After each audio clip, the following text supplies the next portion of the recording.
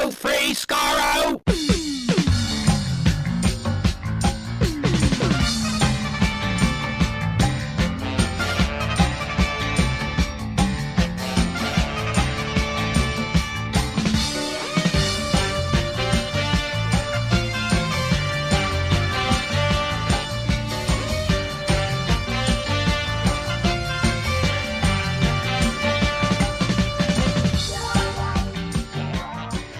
Hello, everyone. Welcome to Radio Free Skaro, episode number 1033.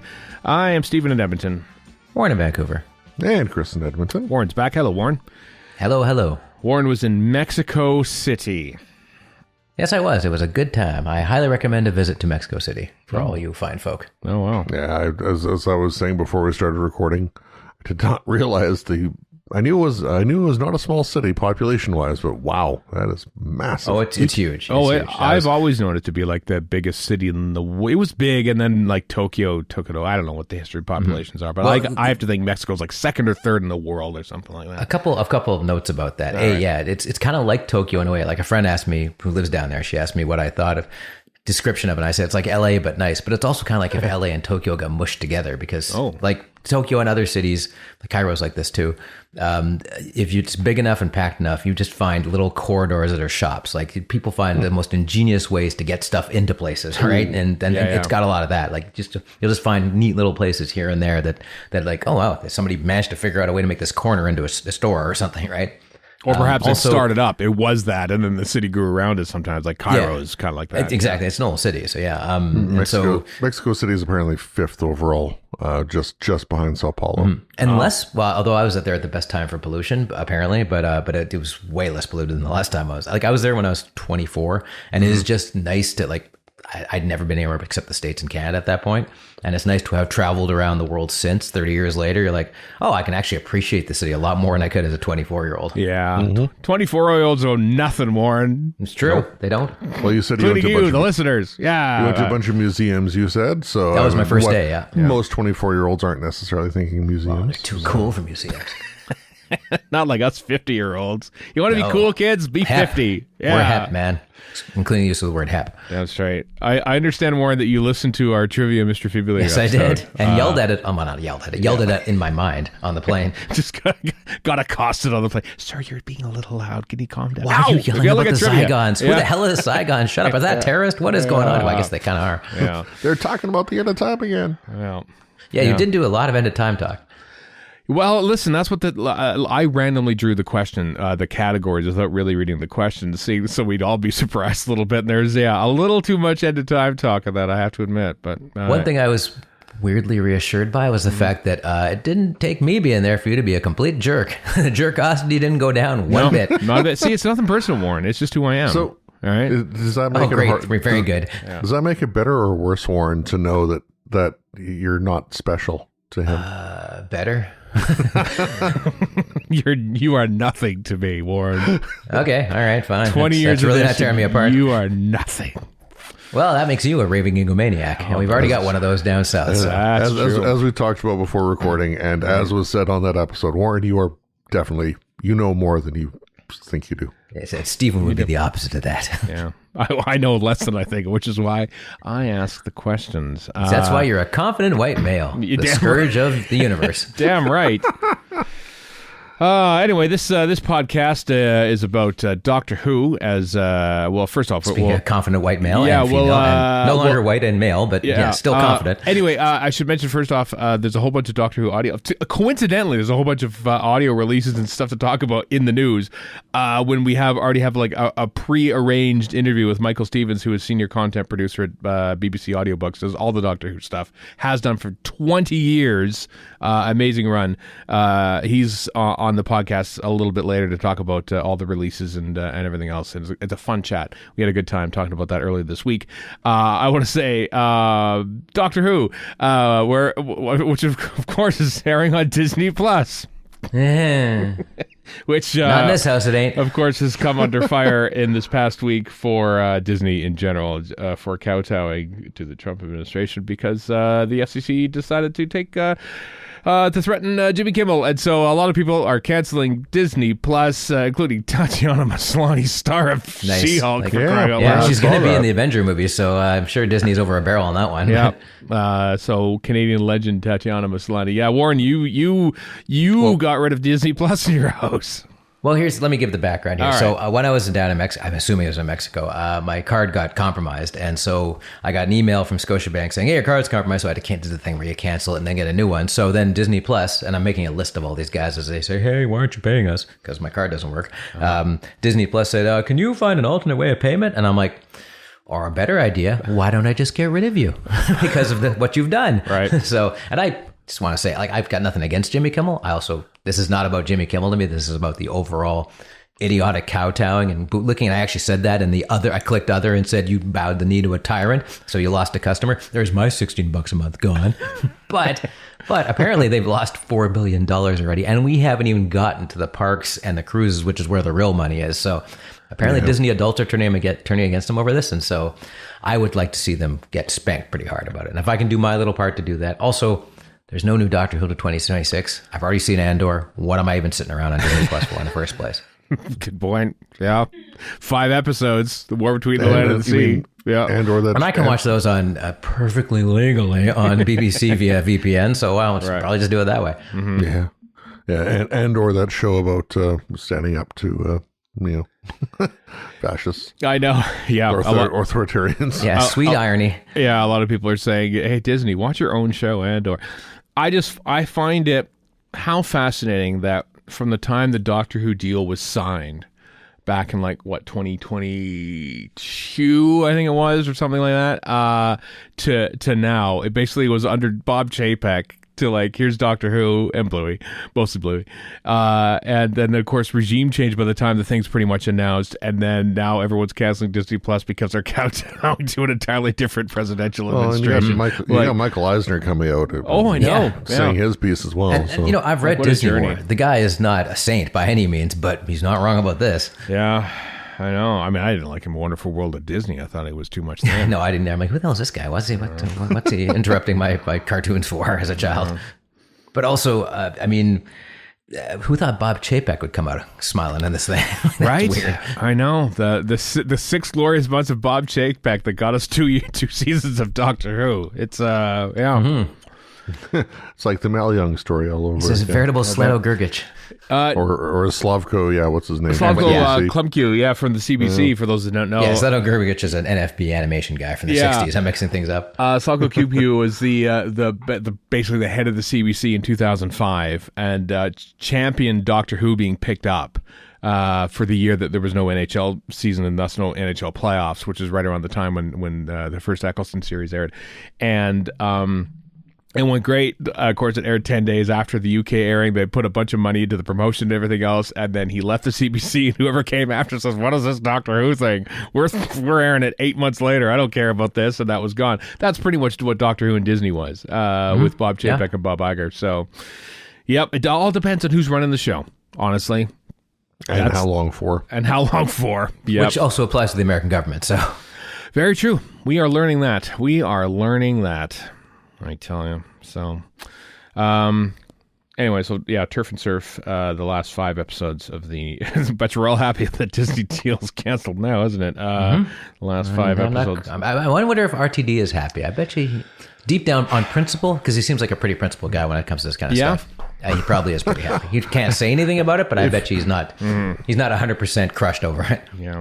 The plot line for his new series, I think more or less answers your question. So what, Tiptoe? Yes, he is. Yeah, Tiptoe. Yeah, yes. Which they're shooting right now in Manchester. Yeah, former Doctor Who show, according to what's TV Guide magazine said on the. And for whatever it's worth, Warren, Avengers has wrapped filming.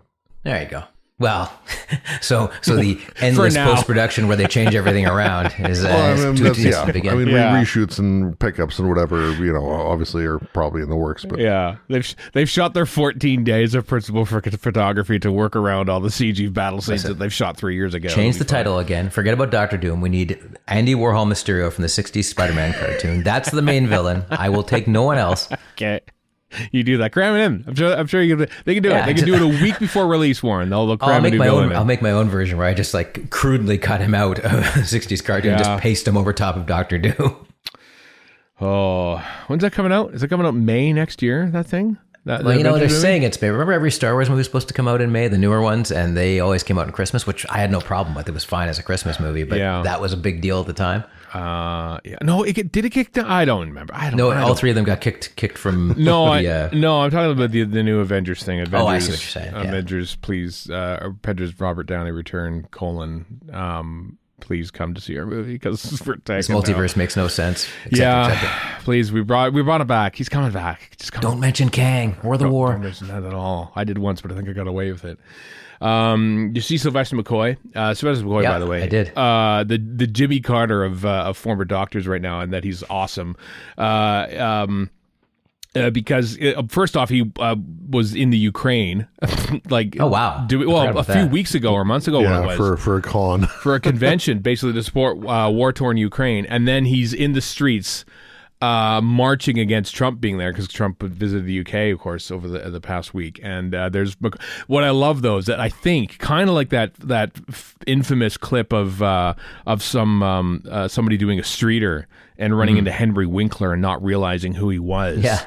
To ask him his comments about anything, and Winkler just played along with it. I don't think they knew who Sylvester McCoy was on the BBC News report, but there he was, man. 8th Doctor, 80 years old, marching against Donald Trump. 7th Doctor, rather. Can we just praise the Ukrainians for having a con in a war during a war? Like that's pretty impressive. Also, there's a fan video person I'd like to plug called Margarita Life. They do great videos, and I realized a couple years down the road they're in Ukraine making these fan videos. Wow. That's pretty cool. I mean, obviously, there's a lot of resilience in the Ukraine, but for Eurovision, for example, they had like national finals in bunkers and people commentating on Eurovision. I've got a friend who has the worst takes in the world. It comes from a good place, but he's got bad takes. He's like, I think they should just surrender so that there be peace. I'm like, do you realize what happened in Berlin in 1945 with the Russians? Also, we all grew up in Alberta. Have you met Ukrainians? They're not going to give up. They don't do that. Yeah. Yep. There's a very sizable Ukrainian population here. So, and they are stubborn as hell, and good for them. Mm-hmm. And well, it's kind of nice to see like communities banding together with that as a common. Also nice to see Canadians not buckle like the Americans are doing over Ukraine. Yeah. Band of brothers marching together, heads held high in all kinds of weather. Nice, bringing it all back. Rocket Robin Hood. Google it. There's your Canadian content. Rocket Robin Hood. Anyway, this week we're recording on Sunday. A rare Sunday recording for us. This is pretty much live. You're listening to this like 2 hours before it's actually going out. So yesterday, as we record this, and as you're listening to this, the season 13 collection. BFI event happened at the BFI, of course, airing the Terror of the Zygons, also with Chris Chapman's Harry Sullivan, Ian Marter documentary. Tom Baker did a cameo on screen, giving doing the seat. There was like 6 prizes or something under seats and stuff. Somebody filmed it on YouTube and put it up on YouTube. My God, 91 years old, and still got the juice. He's Tom Baker, man, Tom Baker. He announced seats for prizes, and he goes, K9. Oh, K9. He is just a treasure. He is an absolute treasure, Tom Baker.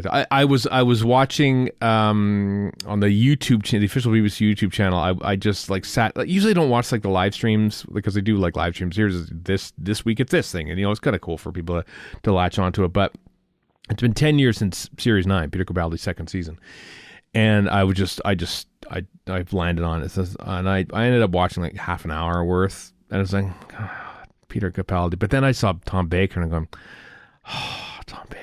And you know what? You can see elements of Peter Capaldi in old Tom Baker. It's so weird. There's a certain, like, I could see Peter Capaldi doing the same thing in like 20 years time, basically. Oh yeah. So doing random TikTok videos or whatever it's going to be called in 20 years time. It would be on your Vision Pro or with the equivalent thereof. It won't be on your Meta AI glasses, which don't work.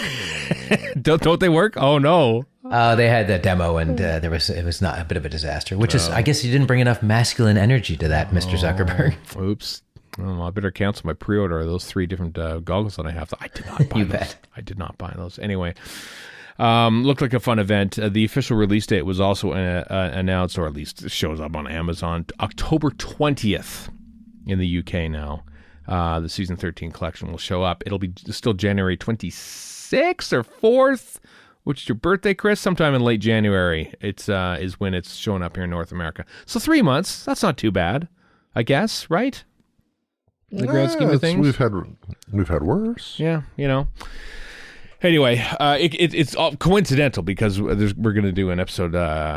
Toby Hay was going to come on that week when everything is in flux, let me tell you, and that weekend with all 3 of us. So we're going to record an episode about that and the Blake 7 box set, which is coming out shortly after that. So we're that just a heads up. In a month's time, we're going to be talking about nothing but those 2 things and other things as well with Toby Handoak. But so that's coincidental and nice. So yeah, looking forward to that collection. Looked like it was a fun event at the BFI. Some friends of ours, Felicity, Jeff Elson, Bill Evenson, were actually at the event. Mm-hmm.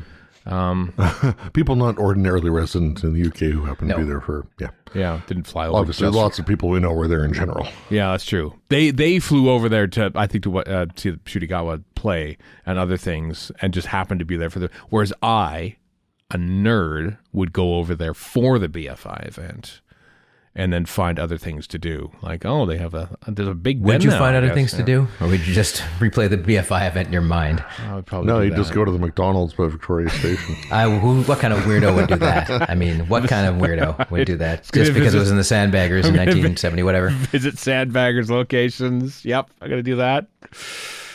Sandbaggers. Anyway, looks like it was fun. Here's a curious thing: BBC 3, right? The BBC 3, that channel. It's on the TV in the UK. Starting Saturday, September 27th, at least for the next couple of weeks, and probably for longer, let's face it, they're going to start repeating Matt Smith Doctor Who.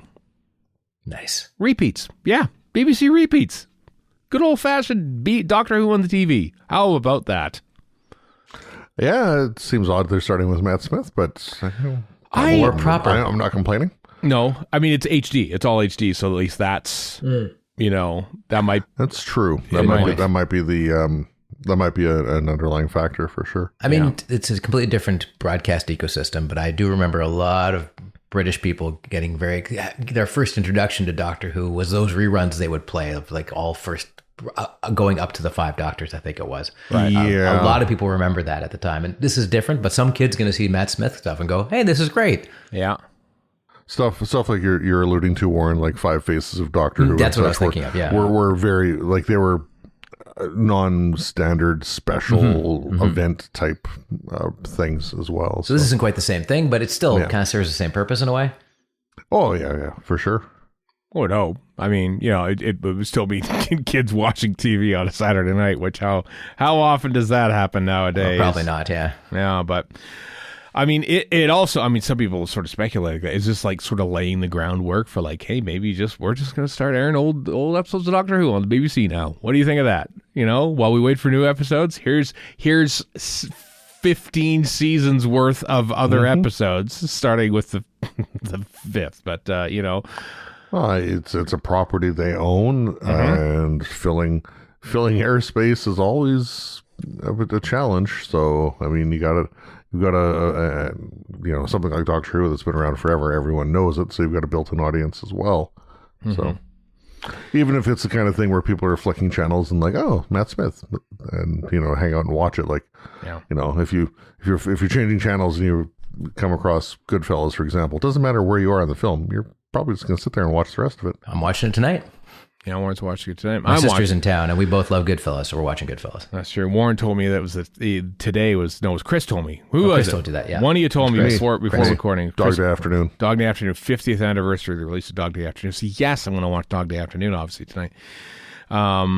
Anyway, very, very cool. Very interesting. And also, let's face it, the Matt Smith era is really good when it comes to Doctor Who. There's nothing to face. It just is. Just like, it's really good. So to have it actually back on TV on Saturday nights on BBC 3 again, I mean, that's kind of cool. Interesting decision and choice by the BBC. I wonder where this leads. I mean, technically it's a decision. It could be nothing. It could be just, hey, this stuff's lying around. That's true. Filling a hole in the schedule, but I don't know. Like I said, filling those holes is a difficult thing sometimes. So why not just go with what you got? It got attention, let me tell you, from various. I mean, the Radio Times is obviously all over it, but other outlets said, "Wait a second, there's Doctor Who on the TV right now. What's going on here?" So, or will be as of next weekend. Yeah. That's true. Yeah, we shall see what's going on.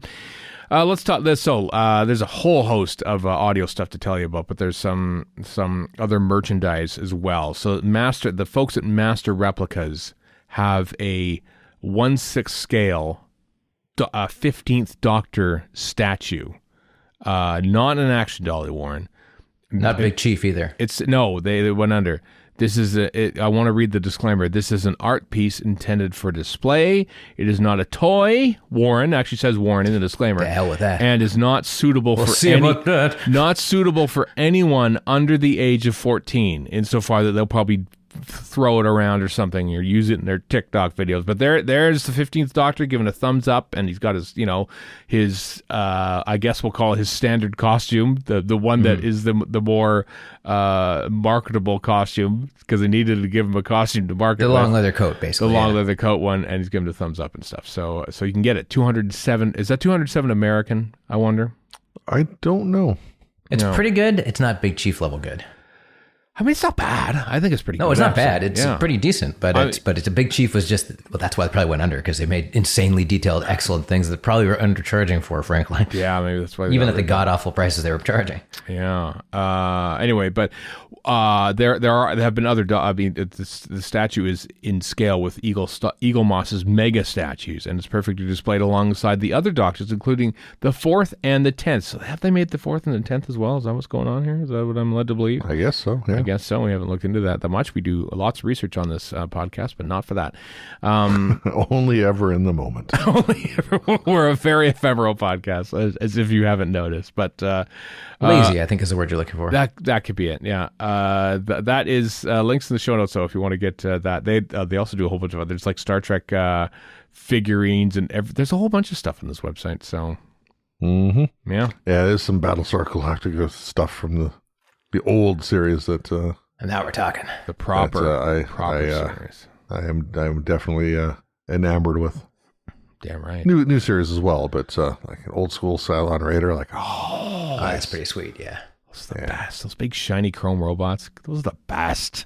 So listen, my favorite thing is when I was skipping through, I just went on an Imperious Leader rabbit hole, which is only a couple episodes really. And there's one episode where the Imperious Leader, and there's another Imperious Leader sitting around because they probably had the costume, and he's opening a community center for Cylons. I'm like, oh my God, the 70s were a glorious time. This is just the dumbest thing I've ever seen. Yeah.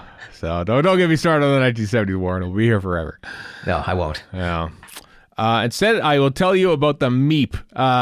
Finally, 2 years after the Meep appeared in Doctor Who, you can now pre-order a 6-inch Meep vinyl from Titan. 50 pounds. 50 pounds. 50 pounds. It's a bit much.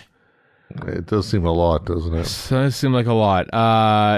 Do not expose to the sun.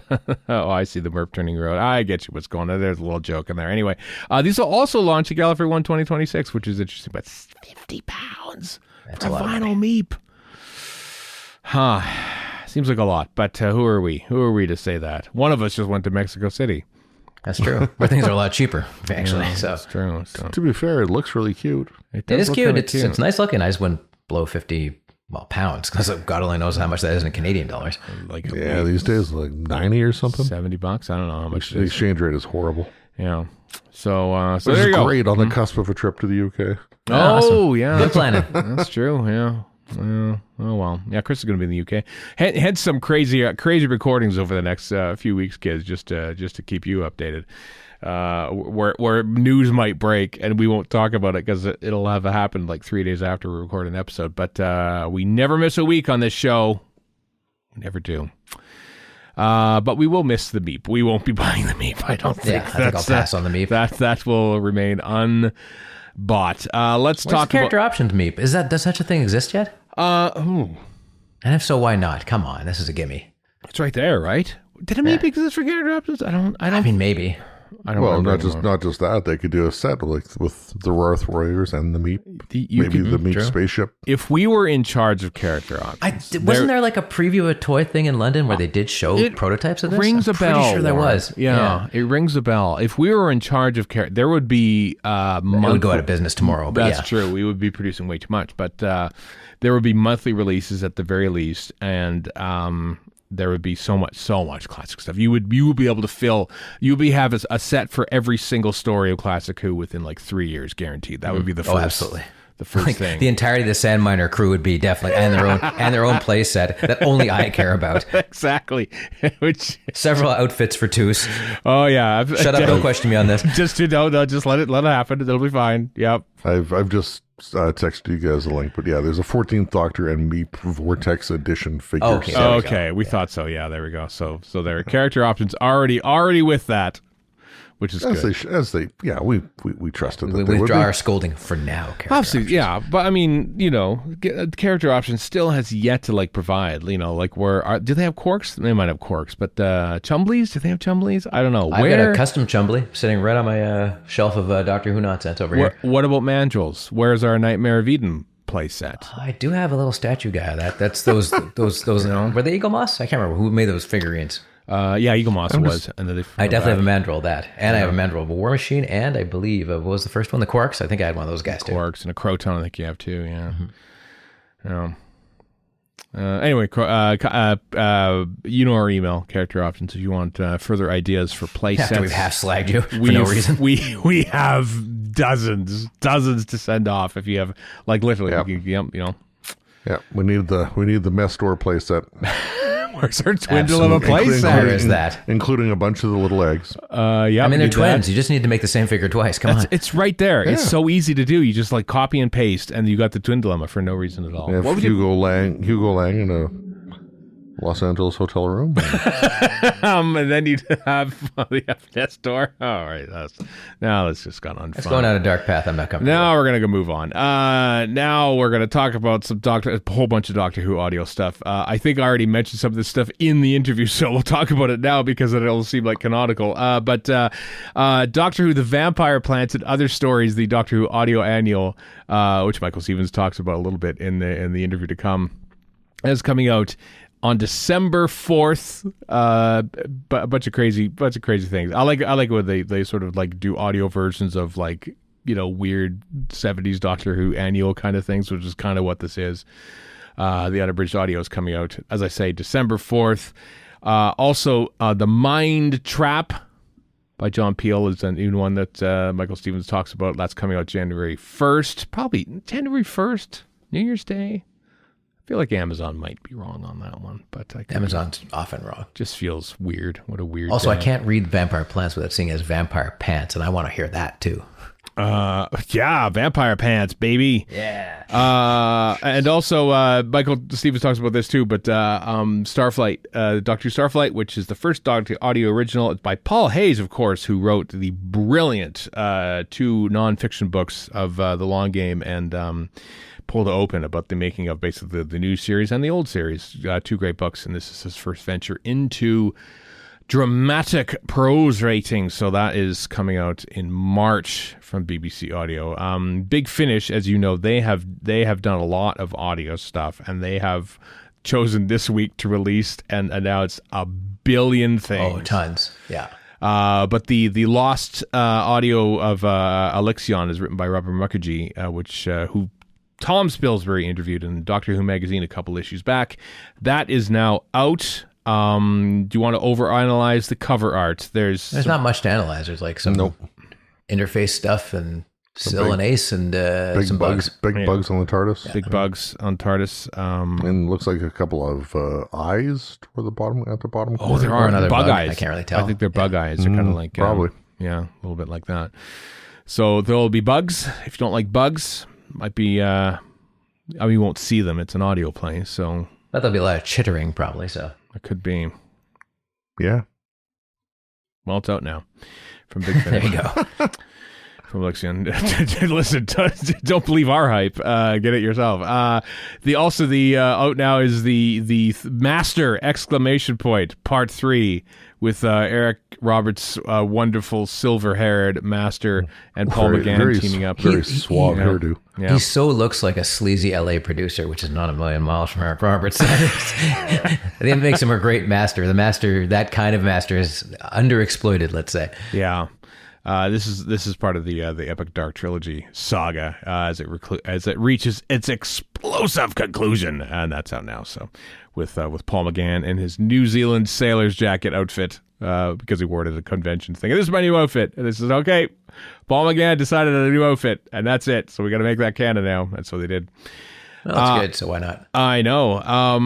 So anyway, those are two things that are now out from Big Finish, and then there's some other stuff which is coming, namely Doctor Who and the Potential Daleks. This is a full cast Second Doctor one. The Second Doctor's post-war games adventures, so season 6B basically, with of course Michael Troughton in the role of his late father Patrick, with Fraser Hines and Wendy Padbury, but aged. So because it's like their current age now, or more or less. which is cool. I kind of like that. Which is season 6B, of course, as championed by Paul Cornell and co, and referred to by Terrence Dicks, thus making it officially unofficial in the eyes of the fans. So there's old beaten up Daleks and modern day or current aged Fraser Hines and Wendy Padbury, and not current aged Patrick. It's all the mysteries going on there, folks. Coming out December. What could it be? What potential is there here? Who knows, Warren? Who knows? No artwork yet, so we can't overanalyze that. But Doctor Who Christmas, It's a Wonderful War, and Other Stories is coming out for Christmas. There's Christmas stuff coming out, like there's a Jodie Whittaker Christmas special.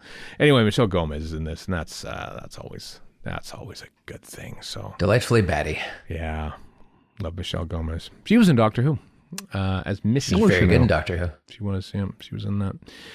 Not sure if you knew that or not. What else? I missed a thing. I missed Doctor Who Empty Vessels is also coming out in December. Is there any artwork you want to overanalyze on that? That's a Zygon, and there's the Eighth Doctor in that same outfit that you'd mentioned before, and that's kind of it. Like, it's one of those LA cast photos, like next on medical doctors, and it's got a triangle of them on a billboard. Right. That's kind of what this is. I guess it is, yeah. The Big Finish randomizer landed on Eighth Doctor and Zygons. Okay, here we go, and off we go. That's often how that works. So, so there we go. Is that all the Big Finish? Did I get all of it? I think I got all of it. That is all the Big Finish stuff. Yeah, all the Big Finish. How about that? There's a new Warren. I don't know. I'm spraying this on you, Warren. I know you're more of a comics I looked person. at a little bit of it. I don't know much about it, but it sounds like, I guess, the Titan's gonna be part of this digital comics platform, and basically is what it boils down to. Yeah, Neon Ichiban is a new because wasn't there a comic distributor that sort of went out of business or something? Diamond was kind of which is a big one. And Marvel, and I presume DC too, but I know Marvel has a thing called Marvel Unlimited where you can just subscribe for however much it is a month, and you get basically a ton of archive stuff and whatever the new stuff is too. A friend of mine subscribes to it, loves it, has it on his iPad. So this sounds like it's a similar thing for Titan stuff and Dynamite, which is another line of comics. Right. Okay. Well, anyway, Titan Comics is going to be available on there, which means all of the Doctor Who stuff from Titan Comics will now be on Neon Ichiban when it launches. I mean, I love paper anything. I love paper comics, but if you can just subscribe to this and get a pile of comics every month, then why the hell not? Yeah. And they look good on an iPad. So, or even Kindles now have gotten good enough that they have color ones that you can actually read a comic and it looks decent. They do, like the paperweight kind of that look to it, and they're in color now. What? Yeah. It costs a little more, but you can get color ones. Oh, well, that's cool then. Well, how about that? I know I didn't have anything else to say about that. Anyway, let's talk about a fictitious award, being the Welshies, the BAFTA Welsh BAFTAs. Russell T Davies is to receive a BAFTA, a Welshie, as we call them, for the outstanding contribution to television. I mean, we slag off the second season. Not really. We're a little disappointed in the second season of Doctor Who and possibly a bit of the first. And the first. On Disney. But we can't really deny this guy has done a lot, including bringing Doctor Who back in the first place, but a ton of other stuff too. Like, Done a lot. Yeah. honestly, Queer as Folk is probably his biggest triumph when you get to like changing the face of television. Yeah, his own personal triumph too. You know, Doctor Who was an existing entity when he brought it back, but so he kind of like he doesn't disown it, but he doesn't like claim that is his because he's just everyone who runs Doctor Who is a steward in some way. You know, so yeah, that's on October 5th is when that the big ceremony is happening. So so good for him. Huge You can't career. deny the dude's talent. Like, whether you like stuff or not, you can't deny his talent. No, it's very true. Very true. And he gets stuff done as he's making Tiptoe right now in Manchester. So I like how there's somebody else called Bethan Reese Roberts to be honored with the Sean Phillips Award. Sean Phillips, of course, was in 73 Yards. that's true. She was. What a British name that is. Welsh. Okay, UK. How about that? Yes. We'll go with that. We'll go with that. It's all sold out now, but this is really curious. 10 years of Bad Wolf. So at Wolf Studios Wales, there's like a day-long event of panels and everything else to go with Bad Wolf Productions. Of course, those would be the most recent seasons of Doctor Who, and they're including like basically a panel talking about everything that they made, including Doctor Who. So how interesting. I wonder if the TARDIS set is still set up there. That would be really cool if it was. Maybe if someone's going to that and it's there, I'm sure at least one person will say, hey, the TARDIS set is still set up here if they go to this thing on October 16th. I know that it's sold out. I remember seeing that there's a possible wait list if they give away more tickets. I don't know, but it's as I say, sold out October 16th, 1 to 5 p.m. at Wolf Studios Wales. So there. Hopefully we know someone going there and can give us a bit of a report. Not Chris though, even though you'll be in the UK at that point, Chris, but you won't be in Wales. Well, as you said off air, you hate Doctor Who. That's true. I do. Yeah. Well, I do. Or Chris does. Chris hates Doctor Who. Yeah, he does. Actually. Oh, yeah. He did let that slip. Yeah. Yeah. Sorry, Chris. Yeah, it'd be nice to go to something like that, but I definitely missed my window for tickets. But it's not inexpensive to do a day trip to Cardiff, to say the least. No, we had our friend. Done it, yeah. We had our friend Dan drive us over there. Lovely fellow. Yeah, I know. We listened to the Doctor Who incidental music all the way down. Yes, we did. Simon Harris went to the Doctor Who experience, which of course is no longer there. Oh, you kids missed out. If you didn't get to go to the Doctor Who experience, what a great thing that was. Oh, man. Bought a sonic screwdriver at the Toys R Us, a Tom Baker one. I'd like, how happy you know. Yeah, I did too. Oh, those are the days. Toys R Us. Is Toys R Us still there? Like, I know we still have a Toys R Us here. Because it's not the same company as it is in the States. Yeah. The brands? I think so. I don't know anymore, honestly. I don't follow the toy. I gotta be honest. Ever since they opened the Lego store, I haven't been to a Toys R Us because that's usually where I go look for Lego, and now I just go straight to the source if I want my Lego. Here's a thing that's happening on Thursday, October 2nd at the Salisbury Arts Centre. Chris Chibnall in conversation. Of course, he wrote a book, a very, very popular, successful Death of the White Hart novel. But he also ran a Doctor Who for a few years there. You might know, and there's a big thing that Broadchurch thing, and that Broadchurch thing. Apparently, he was involved, and of course, Born and Bred, which he's most known for. And Death of the White Hart is going to be a series too. Apparently, it is. They're making that. Have you read that book yet? Not to press you. No, I've read some of it, but not all of it. Okay, I know you bought it, but. Anyway, I liked what I've read so far, but I just haven't gotten past, I've got a bunch of stuff going on here. Yeah. Chris Chibnall, delightful person to talk to, honestly. Yep. So if you want to turn up, the tickets are £16, Salisbury Arts Centre in Salisbury, one assumes, at the Salisbury Playhouse or wherever the hell it is, near Stonehenge. By the way, Spinal Tap 2, delightful. I just want to say that. Mean... The thing is, I'm sure it is good, but I don't trust your movie reviews on anything, frankly. No, don't do that. No, I mean, I listen, Warren. I'm not one for member berries, and I was kind of like partly like I was just going to rehash old jokes and stuff like that, and they're barely referenced in the second film. It's its own little thing. Okay. I laughed out loud on my own. I went to a 9:30 p.m. screening on a Monday night. No one else in the theater. Oh, perfect. And when I got out, there was no one in the theater anywhere. The entire thing was good. I felt like Charlton Heston in the Omega Man. I'm just like I'm just going on my own and watching movies. It was great. Spinal Tap 2 was great. And here's the great thing, 84 minutes. They know when to end. Yes, They still know when to end a joke. And nothing goes on for too long. They get to the point and it's over. And it was when great. it hits digital, I'll definitely watch it. I mean, I It's have great. nothing against it. Yeah. You will go see a film that I think you might even like, and you just hate it. You just hate anything new. So, I mean... Yeah, I know. I loved it. I absolutely loved it. It was really good. Just like the Liam Neeson Naked Gun rejiggering, like it's 80 whatever minutes as well. Right. It gets And it's in. not bad. It's not the original, It comes but in, it's not it does bad. its job and goes. Yeah, comedy works best in short bursts. And, you know, when you look at a comedy, you're like, Howard 57. Nope, absolutely Like not. The Bear, you mean? Yeah, we need a whole series of anger that has nothing to do with comedy. Yeah. I do have one note for Chris Chibnall's publicist if he has one. All right. This photo they've used, I don't like that there's one of his shirt buttons undone with the other buttons look at it. Yeah. all around it done Too up. provocative? Okay. Sure. No, it just looks sloppy. No. This is what Jim was saying. Listen, I know my shirt's almost buttoned up. That or right there. maybe it's meant to just look like super casual or something. I don't know. Casual, standing on the beach. Nerds probably shouldn't criticize fashion. I'm just putting it out there. That's fair. And I'm putting myself in Very that boat fair. too. So Yeah. I love how I turned Salisbury to Stonehenge to a Spinal Tap conversation. That was not planned I'm at all. not. Well, I mean, that one's at least a little tied into the original. So Tiny bit, yeah.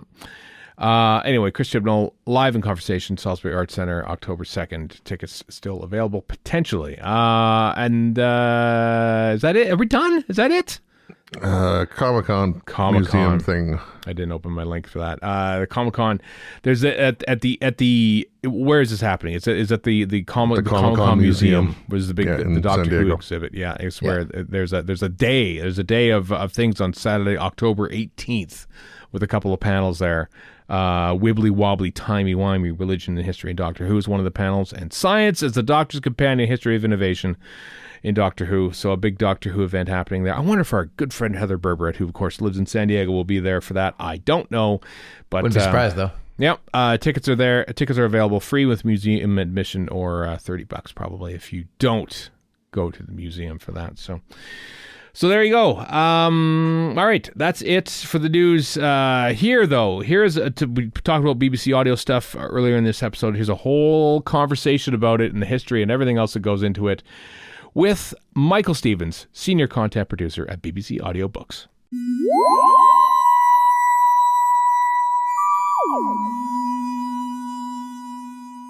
The modern series of Doctor Who celebrated 20 years recently, but another 20-year milestone was reached this year, as it's been 2 decades since BBC Audio started releasing unabridged audiobook readings of Doctor Who novelizations. To talk about that and everything else about BBC Audiobooks and BBC Audio content is the senior content producer, Michael Stevens. Hello, Michael. Hello, Stephen. Hi. Good to have you on. I know I seem to recall you emailed me, or I emailed you decades ago at some point for some random thing, and I don't even remember what it was, but you got in contact with me recently again, so it's finally nice to talk to you relatively in person. Wasn't it something that came up recently, wasn't it, that caused me to drop you a line? It was the artwork for the vinyl releases that we were singing the praise of, and its anonymous creator was befuddling us, and so we wanted to know the answer, and thankfully you were there to provide us a response. Yes, well, as you know, I am a committed regular listener to the podcast, so I happened to hear that, and I thought I'm gonna finally drop Stephen another line and set him straight and tell him who it was and who was it again, just so we can close that loop again. Well, it's the very talented guys at a design agency called Amazing 15. Right. Mm-hmm. And they've only recently started working on the Doctor Who LPs, but as you can see, they get it, and they've done some lovely work on the last couple of releases. They absolutely have, and we'll get to those. I want to talk about the vinyl releases, but the milestone that I talked about is the now complete, unbroken run of unabridged readings of Doctor Who novelizations, all the way from An Unearthly Child, all the way up until Rose, was recently closed by Terror of the Zygons. You have a point to make, though, first. Well, we're actually celebrating the run all the way from the Daleks, Doctor Who and the Daleks, to Rose. Right. For reasons that may be apparent to many, we're currently unable to celebrate the run from An Unearthly Child onwards. Understood. Yes, for reasons that we won't go into here. Yep. But the beauty of it is, as you will know, Doctor Who and the Daleks has its own introduction to the whole adventures of Doctor Who, if you like, with its original meeting on the Common for the Doctor and Ian, Barbara and Susan. So actually, from the point of view of the books, that's as good a place to start as any. That's true. As read by William Russell too, which utterly makes sense. The late great William Russell, because of course the book, written in 1965, is told in first person from Ian's point of view. So that felt like just a natural thing to do, really. Yeah, it certainly did, and it was the first one that we did. We started in 2005 with the triumvirate of books that came out in the 60s, Doctor Who and the Daleks, Doctor Who and the Zarbi, and Doctor Who and the Crusaders. And William Russell read all three of those.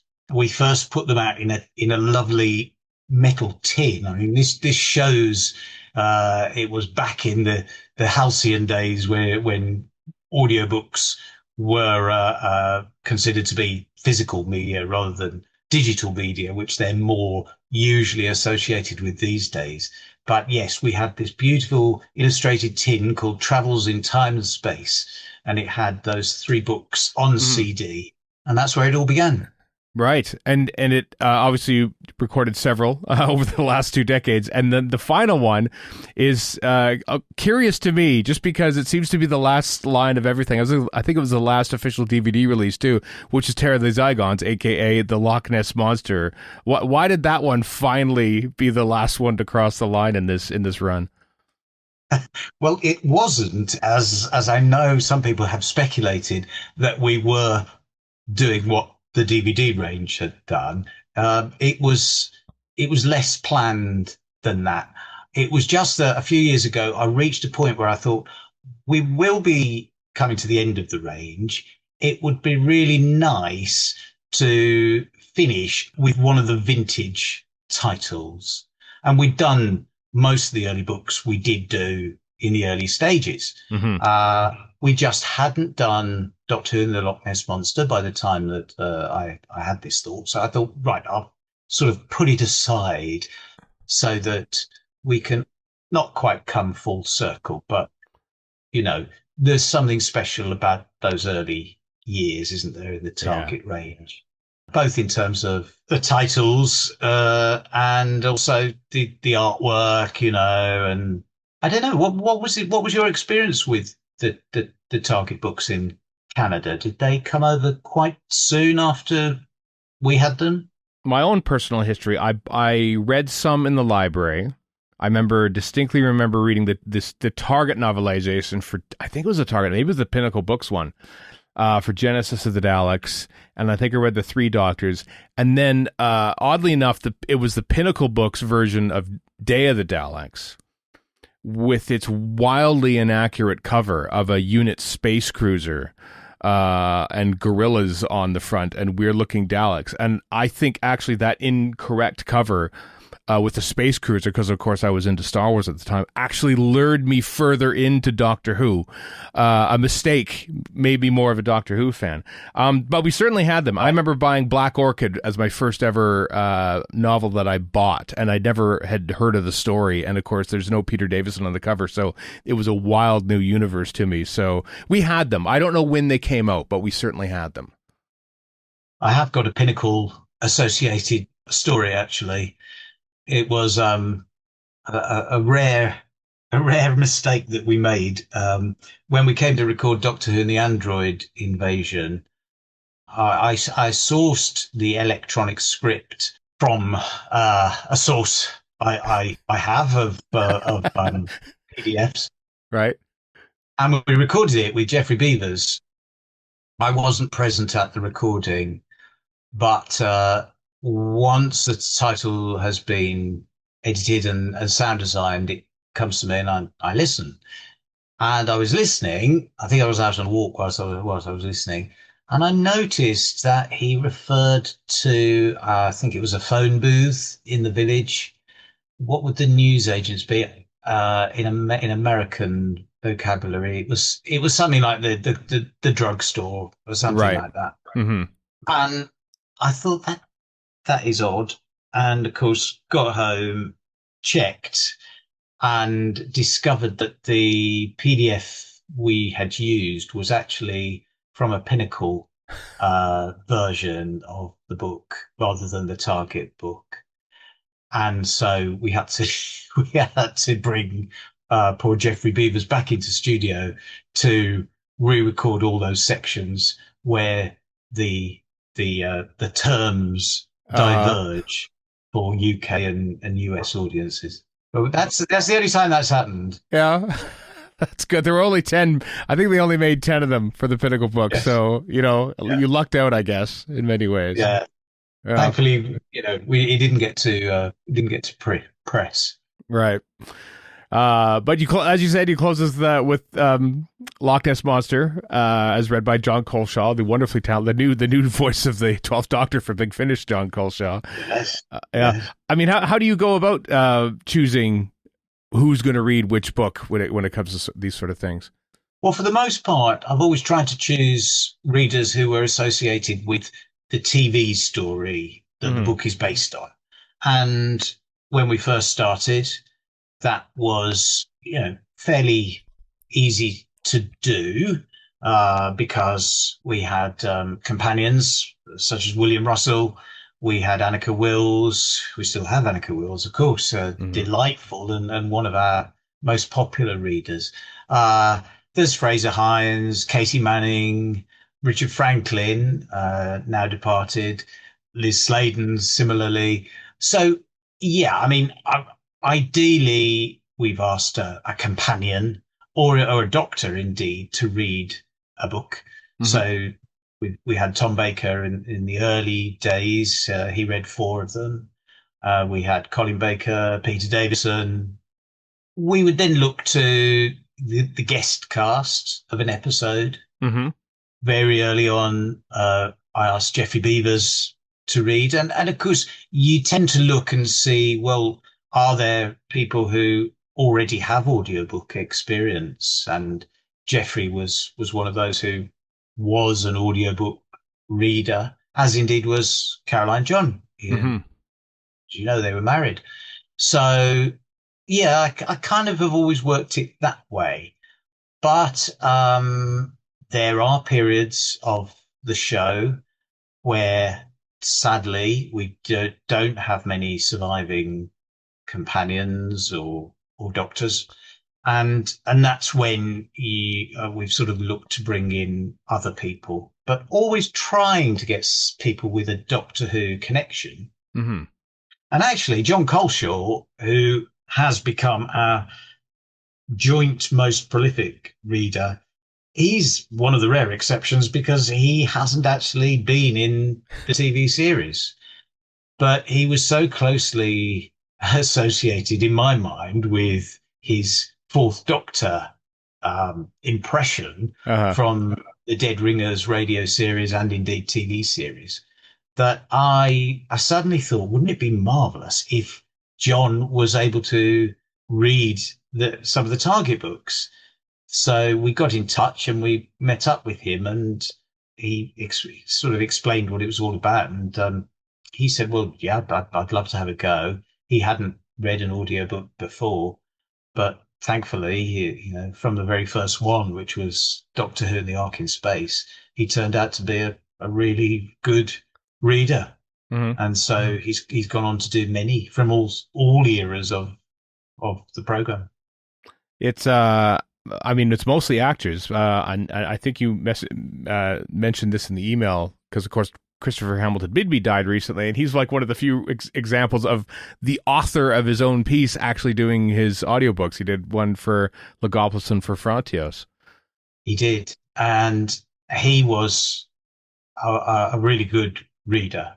They're among my favourites of the range. Well, certainly Logopoulos is, and of course Christopher was an actor. He had been an actor. That's in true. the 70s.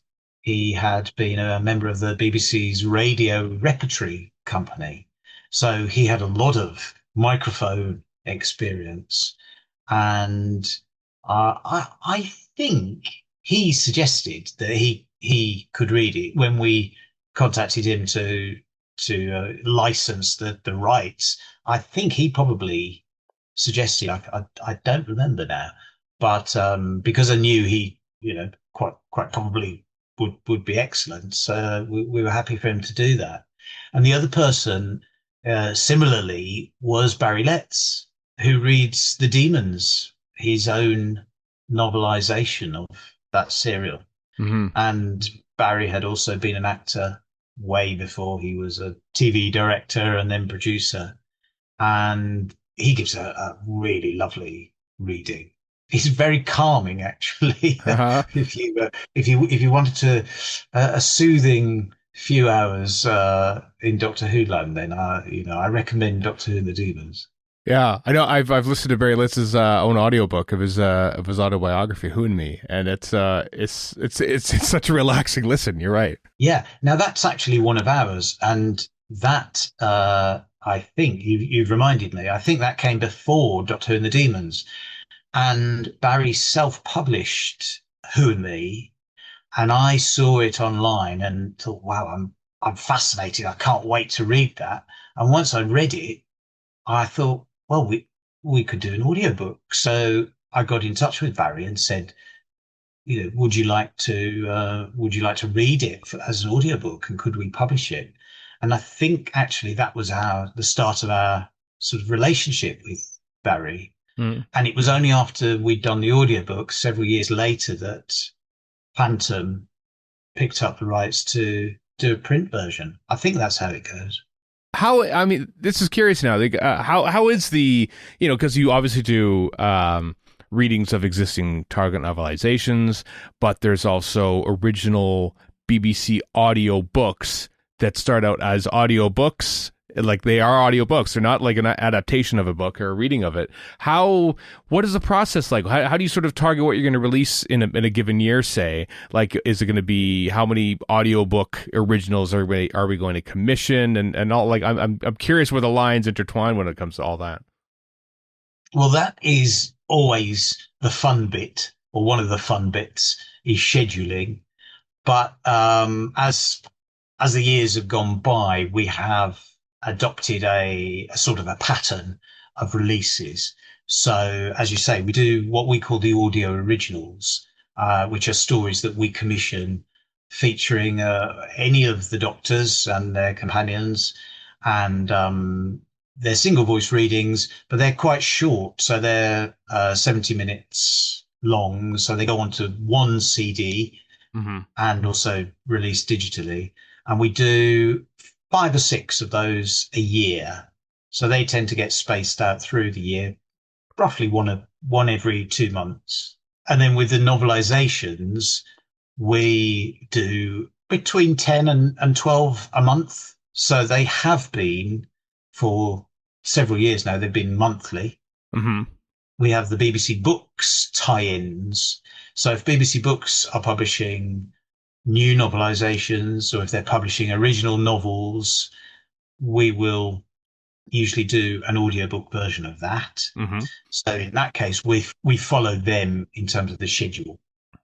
If they say we're doing 3 target books in March, then, I put that into our schedule and hope we can make all the deadlines in time. So that's those ranges. Then we have our audio annuals, which is where we mine the archive of world distributors' Doctor Who annuals from the 70s and 80s. And, those are some crazy fun there with those stories. But we've been doing between 1 and 2 volumes a year of those, and they found their own audience. You know, people actually love them because I think, as Jamie Lenman said in his review in the most recent Doctor Who magazine, we kind of have lent into their wackiness and their craziness, and we celebrate that rather than being slightly ashamed of it, which is, I think, how a lot of us felt about the annuals for many years. Right. And then finally, I think, well, we also have a very semi-regular range called Doctor Who at the BBC, which gathers together archive clips from mainly from BBC Radio. We haven't done one of those for a little while. And the other strand is the narrated TV soundtracks, which is where we started. Really, that's where BBC Audiobooks came in 1999 with The Massacre. We'd had a few sort of false starts in previous years, but that was where the program began in earnest to publish all of the missing episodes, which is, survive as off-air sound recordings. And we published all of those with linking narration, again, mainly from companion actors. And that's how our publishing program really began. And then it was just a few years later when we started thinking about what else we could do. And Mark Ayres was, instrumental in that initial program of narrated TV soundtracks. Well, we're still doing that today. We're still occasionally making new narrated soundtrack releases, albeit these days it's sort of stories that do exist on video, if you like. But people have found that actually they quite like to listen to a story without the visuals. And of course, you can do that whilst you're, driving along the highway or, out jogging or whatever you might do where you're not near a screen. Yeah, I mean, I have a friend who she only listens to audiobooks now. She no longer reads books. She's an avid reader, but only. And I can't imagine she's alone in that. Like, I feel like the increase in audiobook popularity has probably shot up in recent years. It really has. I think it really started to kick off when the Harry Potter books were being published in the early 2000s. And Stephen Fry over here read them, and I think in the States, Jim Dale read them. Here they became a phenomenon, almost as popular as the films and the books themselves. And it was, I think, at that point that audiobooks started to get popular. But of course, it's also been the advent of digital listening that has meant they've really taken off, because you no longer have to buy a CD. You no longer have to have a CD player to enjoy an audiobook. You can do it on your phone, and everybody's got their phone with them. So it's really easy. And the audiobook retailers make it very easy to keep listening and get the next titles that you're interested in. Occasionally, over here, there will be a story in the news, maybe on a slow news day, where they ponder, if you listen to an audiobook, is that the same as reading a book? Is it as worthy, and do you get as much from it? I firmly believe it is, because I listen to, I listen to a lot of Doctor Who stuff, but I also listen to non-Doctor Who audiobooks, and I find it's really stays with me. The words stay with me from the book. And I'm sure it's just as much, possibly it's more, than if I had read it, I mentioned earlier about you already talked about the audio soundtracks for TV stuff, and we mentioned the vinyl, so we might as well tie those two together right now. The vinyl releases that Demon Records has put out that obviously you're involved with as well. Those are gorgeous. The artwork is gorgeous. The actual vinyl is gorgeous. Everything about those releases is lovely. Tell us about those lovely vinyl releases, Michael. Well, they began 6 years ago. The first couple were done without my involvement. It was before I got on board, and they put out The Tomb of the Cybermen and City of Death. Mm-hmm. And they were both recordings that were taken from our BBC Audiobooks range. And then I was asked if I would be interested in helping out with the vinyl range. So that's when we kind of started again in terms of the graphic look. We worked with an excellent agency who were at the time were called Oink. And they later changed their name to Dare Creative, and they were behind the artwork for those releases for years. The first one that we did, I think the first two that we did were Destiny of the Daleks and Galaxy 4, if I remember correctly. Then we did a huge box set of the Daleks Master Plan, and we did The Evil of the Daleks and so on. And we discovered that people really enjoyed acquiring them. And it was just at that point where vinyl was really starting to take off again. Mm-hmm. And we put a lot into the actual physical presence. We used to put that on black vinyl. But occasionally, if you had a 7-part story like Evil of the Daleks, you'd actually end up with a blank side. So we actually etched that blank side. You can do this clever thing with vinyl. You can make it really shiny and etch an image into it. Oh, so those were a thing. We did that with Marco Polo, I think, and we did it with others as well. We've kind of moved away from that now, partly because we haven't done so many big box sets because there aren't so many big, long stories to do. But also we moved into coloured vinyl, various effects and colours and so on. So, yeah, that continues. And as well as doing the TV soundtracks, we've also done several of our audio originals, specifically the ones that were read by David Tennant. Mm-hmm. And when there's been a cross-media initiative like Doomsday and before that Time Lord Victorious, we've published across all formats. So our contribution to that has come out on digital CD and on Demon LP. Mm-hmm. And we also now plug into this national independent store day. It's called Record Store Day, and it happens every April. So we put something out for that. And that's always good fun because we try to do something a little bit special. And we know that these titles will only be available through independent record stores. The idea is that they don't find their way onto the larger global retailers. You know, that just adds an element of, it's a little bit like a treasure hunt. It's a fun thing to look to do every year.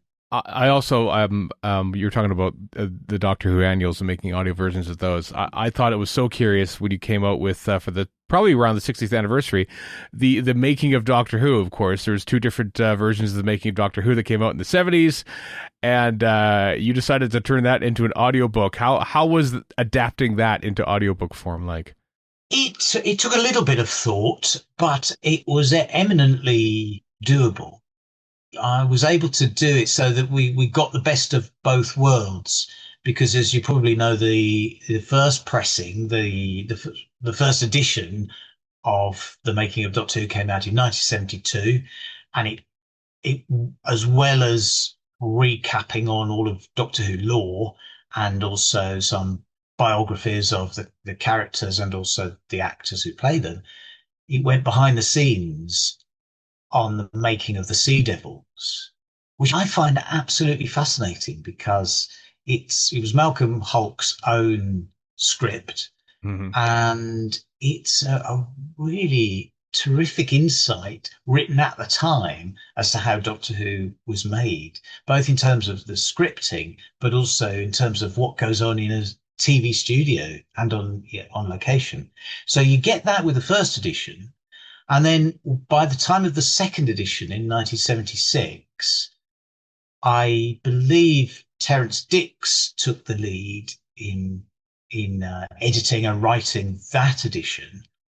And he dispenses with the Sea Devils elements, but instead brings us up to date with an account of how Robot is made.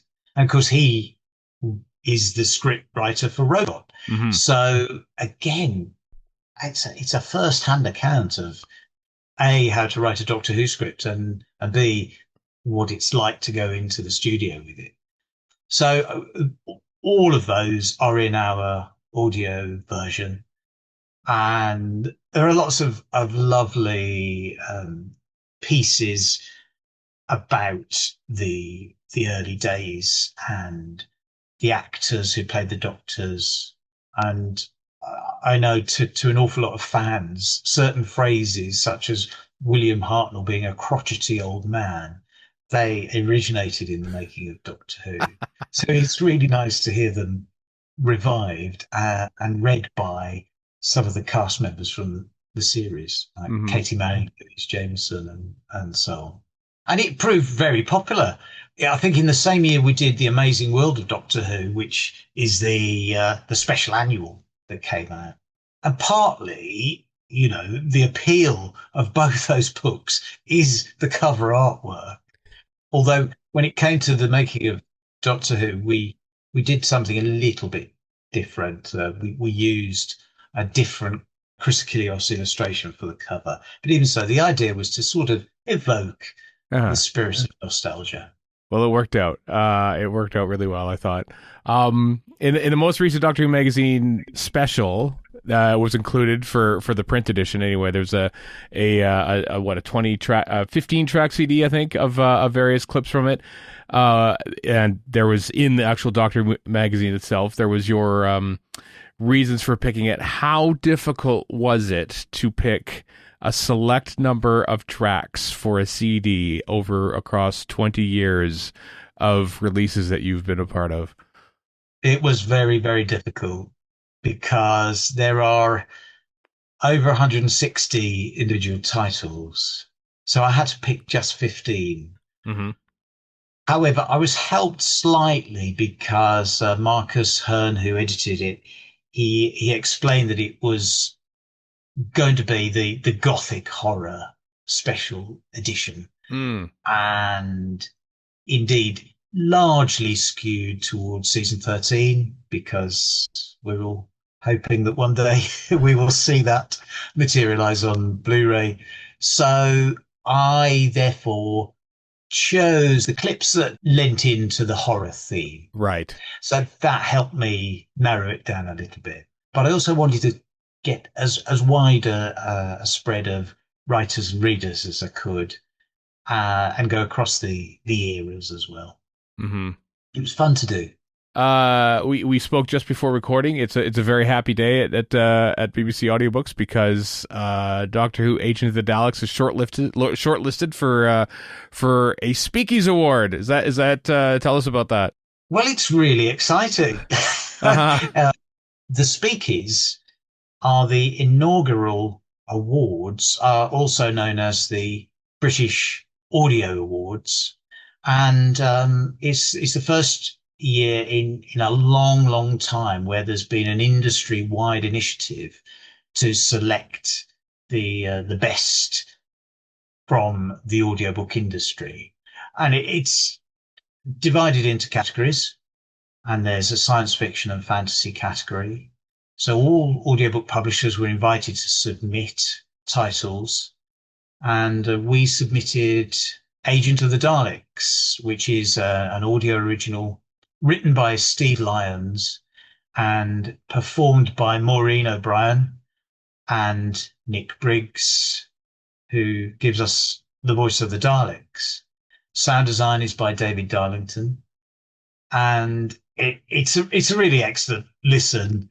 We published it in March, so it qualifies for the remit, and we put it forward, and we were absolutely highly delighted that it's been shortlisted. So it's up against, I think it's 5 or 6 other titles, none of which are Doctor Who titles. They're drawn from the general science fiction audiobook output. So there's quite a lot of literary stuff in there. Mm-hmm. So we'll see how we do. It's an honor to be nominated, though, at the very least. Exactly. It's whatever happens, it's just terrific to have the recognition that this was deemed, sufficiently good to go on the shortlist. So naturally, we're going to shout about it as much as we can. So what's? I mean, we've probably already mentioned a couple of titles in this news list before this interview airs, but we're recording this after timey-wimey and all that. But what is coming down the pipe that you can talk about? I see a few titles on the Penguin website that are coming in the next few months. But which ones do you want to talk about? Well, we've got a packed program for 2026. Although we are celebrating the completion of this run of TV novelizations, there are still more target books that we haven't yet made audiobooks from. And so we're continuing with that. So in January, we have The Pescatons, which is Victor Pemberton's novelization of his audio drama that he wrote in 1976. And that's really good fun because it's greatly expanded from the 1 hour LP. And it's almost like a new story for the Fourth Doctor and Sarah Jane Smith. So I'm excited about that. That comes out in January. And also we have The Mind Trap, which is an audio original written by John Peel, famous for his new adventures and missing adventures and his connection with the Daleks and Terry Nation. John has written a Second Doctor audio original, and that's being read by David Troughton, who we're welcoming back after a little bit of a break. But David has been a key reader of the target novelizations.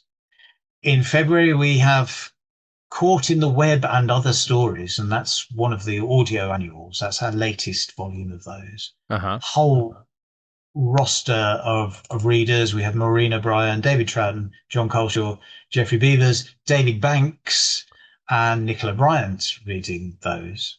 And then we go into March with some forthcoming.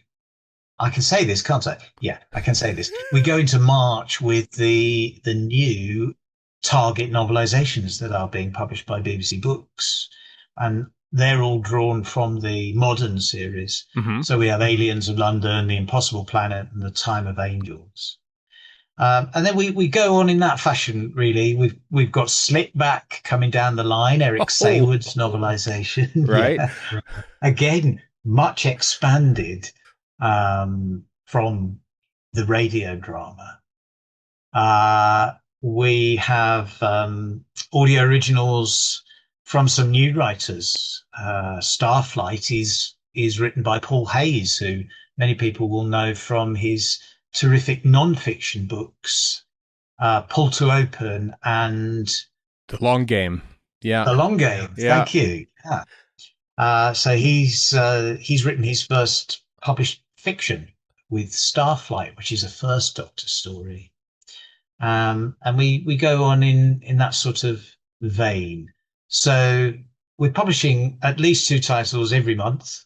It's a fair bit to keep up with, but the beauty with a range such as this, and indeed with audiobook publishing, is that nothing goes out of print, and therefore people are forever, I think, dipping into the range and then thinking, oh, right, okay, so I just listened to this third Doctor and Joe story. Now I'm going to go and seek out others from similar era, or indeed, I want to go. I've just had some Daleks. I want to go and hear some Cybermen or something like that. So you don't obviously have to listen. You don't have to catch it right at the moment that it gets published. It's there, and you can go back and forth and so on. Of course, if you're still collecting CDs, which an awful lot of our audience are, then you're wise to get them while you can, because otherwise they go out of print and then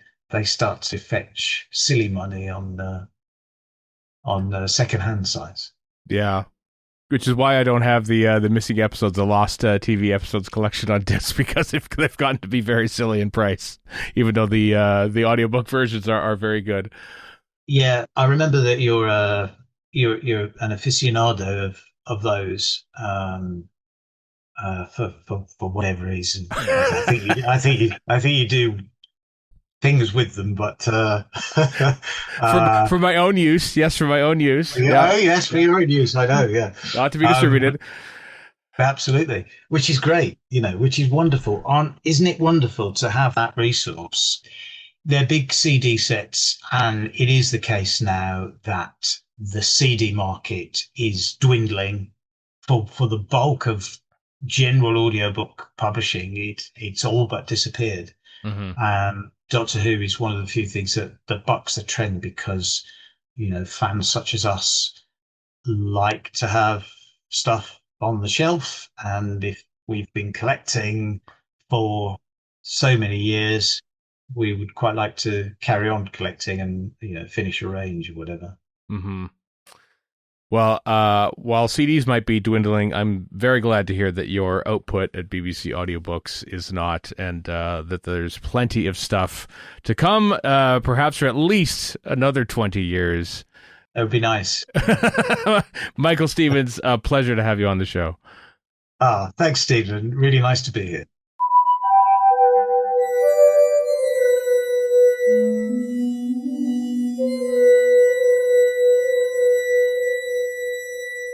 Thank you, Michael. Lovely chatting with him after having, I think, first conversed like 10 odd years ago or something like that. And now it's finally culminated in an appearance on Ready for Skaro. So one way or the other, every single person who I've shared an email with about Doctor Who will be on this show, it seems, at some point. So it's... That's a threat. It is a threat. Listen, you get 1,000 episodes into this thing, you're like, you're going to be on. Just face it. So... Anyway, we're trying to wrangle other people to be on the show as well, but we'll still be here next week. We will not be on Disney Plus, and we have not been pressured to stop podcasting. So we'll carry on as best we can as we enter the autumnal part of the calendar of 2025 with more Doctor Who nonsense next week. So in the meantime and in between time, I am Stephen in Edmonton. Warren in Vancouver. And Chris in Edmonton. So long for now.